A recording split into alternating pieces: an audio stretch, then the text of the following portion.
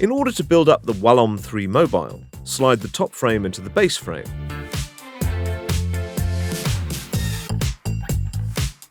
Then thread 4 bolts through the bottom of the base and fasten them.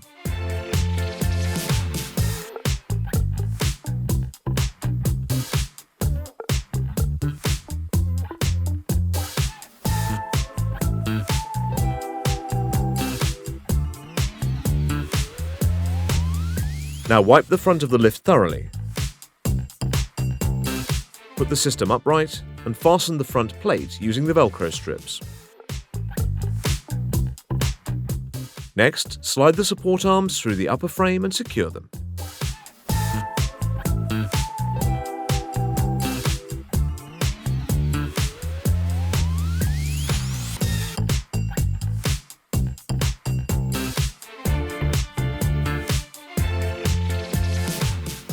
Now we install all the cables. Connect the lift column cable to the motor cable. Connect the other end on the black control unit. Connect the button control cable on the black control unit. Connect the power cord to the black control unit.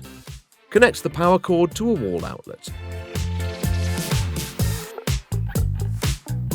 Then slide the 4 hooks off the cable container into the holes of the plate where the control unit is mounted.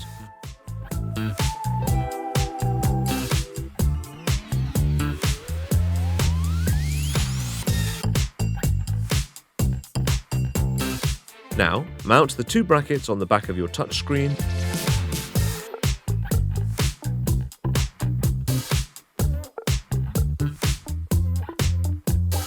Before suspending the touchscreen, make sure the brake is on the wheels. Now, hang the screen on the highest support arm at a slight angle, and then straighten it to vertical until the hooks connect completely. Slide the security plate completely upwards. Hang a small padlock through the 2 holes. Finally, install the button control on the edge of the screen with 2 screws.